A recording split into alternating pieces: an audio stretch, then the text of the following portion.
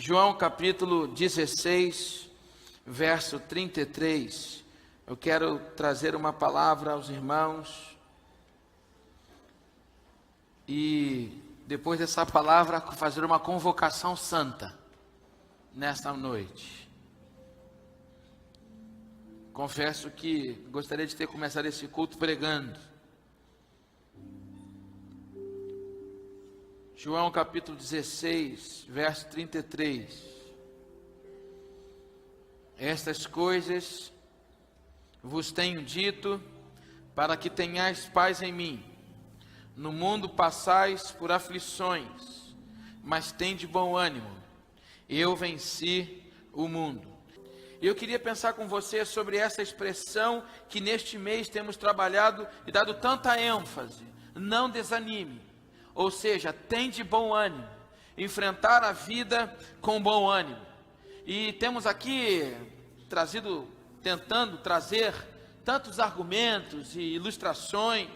Quero agradecer aos irmãos que têm mandado mensagens, os e-mails, agradecendo as palavras. Mas nessa noite, irmãos, eu queria focar com você numa perspectiva muito importante do ânimo. E como o pastor Gesiel, na semana passada, que aproveita os seus 15 dias restantes de férias, disse, nós não estamos querendo aqui promover uma palavra de autoajuda. Contudo, nós queremos uma ajuda do alto. Eu achei extraordinário nosso pastor de juventude dizer isso. Foi muito bom. E muitas vezes nós temos alguns recursos e nós queremos procurar ilustrações, procuramos as ferramentas sociais para nos ajudar com o desânimo. E eu queria nessa noite expor um pouquinho sobre a vida de Jesus e entender como que ele conseguiu atravessar os problemas que ele tinha de maneira animada, porque Jesus teve muitos problemas, irmãos. A Bíblia diz, no verso 33, eu venci o mundo. Se ele venceu, ele lutou. Se houve vitória, é porque houve luta. Se ele venceu o mundo, é porque ele teve que lutar. E ele venceu o mundo. E essa é uma mensagem de um ponto só, uma reflexão. E eu trouxe algumas reflexões acerca das vitórias que Jesus teve. Que nós passamos por todas elas. E ele não se entregou. Ele não se entregou. Por exemplo, Jesus venceu a pobreza. Jesus venceu a pobreza. Uma vez eu vi um teólogo da prosperidade que tenta divulgar que o suprassumo da vida cristã, ele está em termos muitos recursos financeiros. Chegaram ao absurdo de dizer que Jesus era rico. Que ele era rico. Que quando Jesus entrou em Jerusalém, ele entrou no jumentinho mais caro que tinha. Que por ser filho de carpinteiro, José, o seu pai, ele era um empresário de sucesso. Irmão, Jesus foi pobre, morava de favor, não era nem de aluguel não, e na casa muitas vezes, de quem? De Pedro, e durante alguns momentos inclusive com a sogra de Pedro.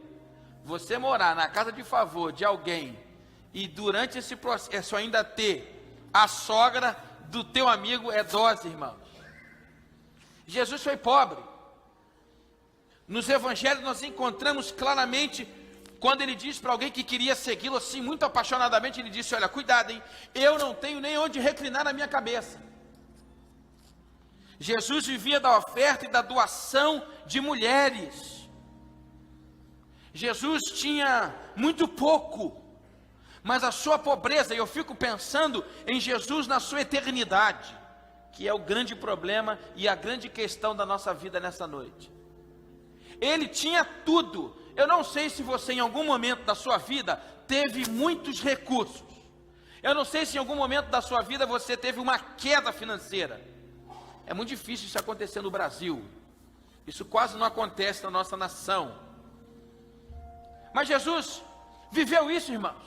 Em um determinado momento da história, na eternidade, o Pai fala assim, ó, vamos salvar essa humanidade, vamos criar, e de repente Jesus, o Filho, que tinha tudo, adoração, precisa vir ao mundo e passar 33 anos no corpo de um ser humano, vivendo com o mínimo para sobreviver.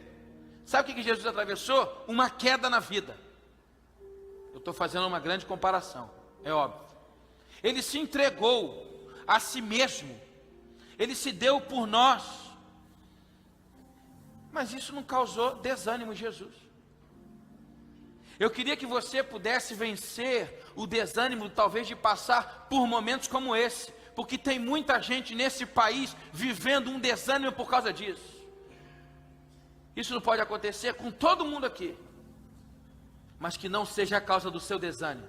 Como eu disse na semana passada, quem é o seu Deus? A sua conta bancária ou o nosso Pai, dos Pai de nosso Senhor e Salvador Jesus Cristo? Jesus venceu o mundo, Jesus viveu entre os pobres, como pobre, de maneira animada. Interessante que Jesus também vence a morte, tudo consequência do mundo. Jesus vence a morte. Jesus, além de vencer a morte, ele convive com a morte na sua família, tragédias familiares, causas de desânimos. Quanta gente desanimada porque passou por tragédias familiares. Isso é um motivo seríssimo e que nos leva mesmo ao desânimo. Mesmo. Isso é um motivo real, claro. É totalmente compreensível encontrar alguém desanimado. Por quê? Porque perdeu alguém, porque aconteceu uma tragédia familiar. Jesus passou por isso. Passou, pastor? Passou.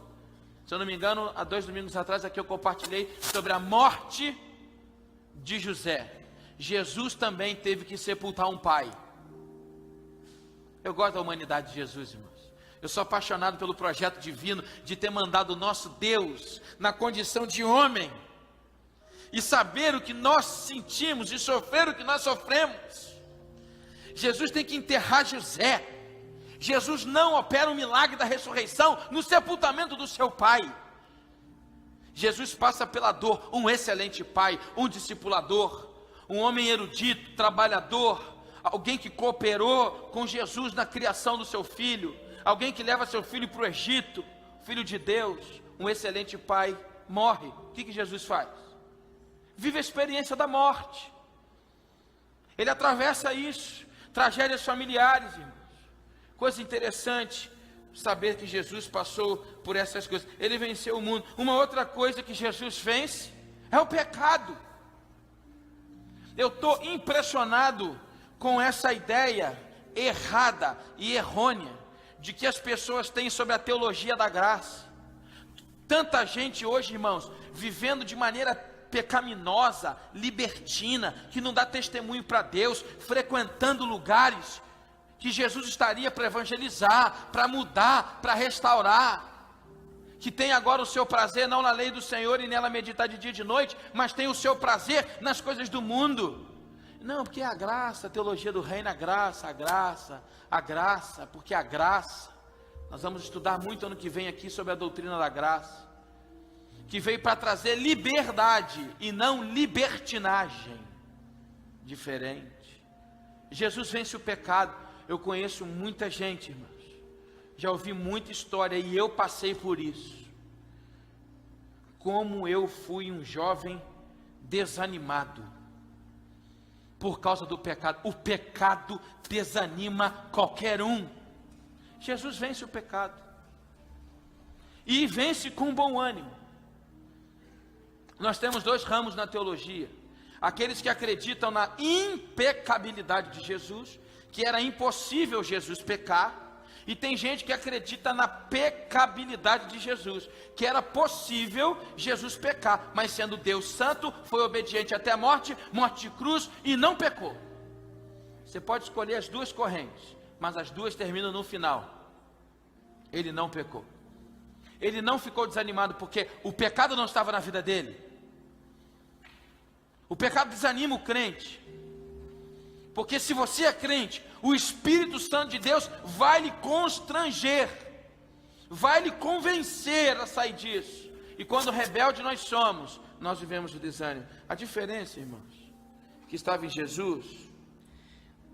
Por que Jesus passou por isso tudo e a gente, quando passa por essas coisas, nós nos entregamos ao desânimo? Por que nós ficamos desanimados quando nós temos que descer um nível social? Por que nós ficamos desanimados quando nós temos envolvidos com tragédias familiares? Por que nós ficamos desanimados quando o pecado toma a nossa vida? Sabe por quê, irmãos? Por causa de um conceito que saiu dos púlpitos, um conceito que deixou a teologia da igreja, uma coisa chamada vida eterna. Não nos importa mais a vida eterna. Quero perguntar uma coisa para os irmãos. Quantos estão aqui nessa noite, estão ansiosos de iniciarem a vida eterna? Digam glória a Deus. Quantos estão aqui esperando a vida eterna? Levanta a mão. Esperando a vida eterna, levanta a sua mão. Louvado seja o nome do Senhor. Pegadinha do pastor.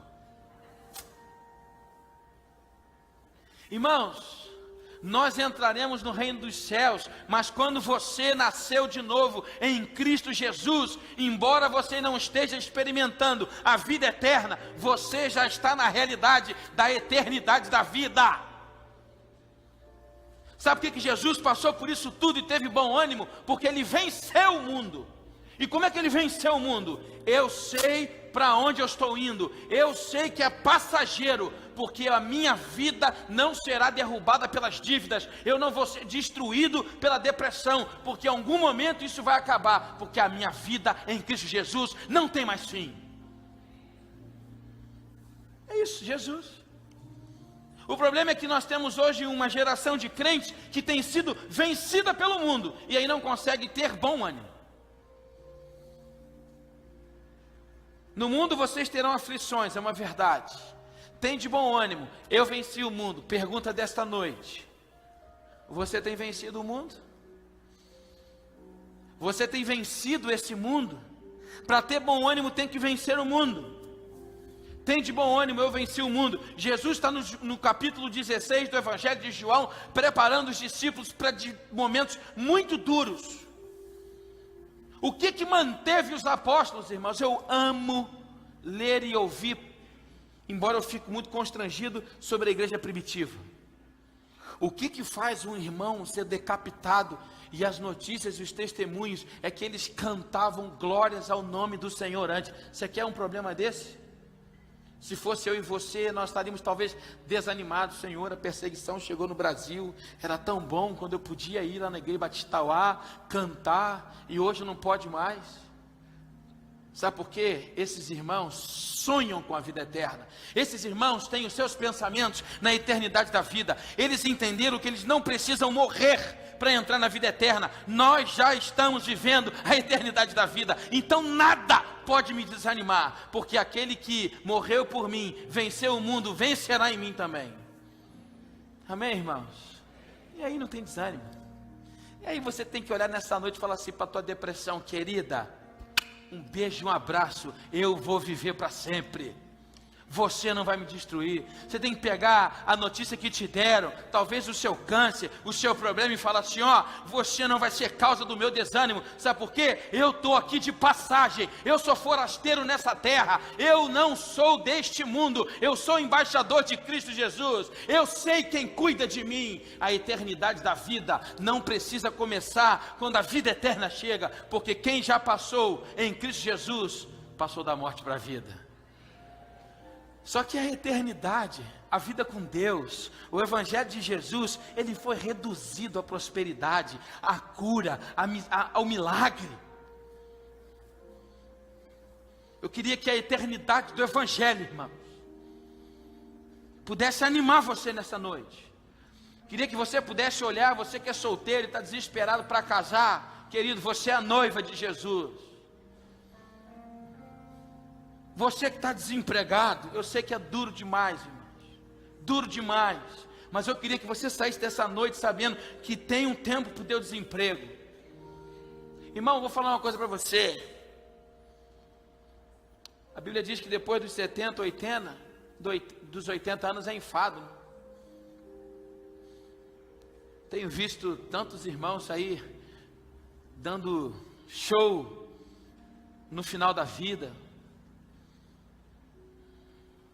vivendo uma vida. O nosso centro de apoio à terceira idade, mudamos o dia do horário. Eu e a Aline trabalhamos quarta e sexta com o CAT. Você que tem acima de 65 anos, que está na terceira idade, ou que já entrou na quarta, nós também temos um espaço para você, o CAC,